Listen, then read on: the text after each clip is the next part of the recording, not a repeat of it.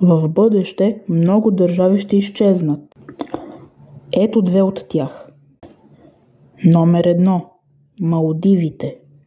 Глобалното затопляне повишава морското равнище, а пък Малдивите са най-ниско разположената държава в целия свят. Това означава, че до края на века Малдивите ще се окажат под вода. Номер 2. Молдова. Румъния и Молдова са един народ. Те имат една култура, общи традиции и един език. Затова има вероятност в бъдеще Молдова да стане част от Румъния.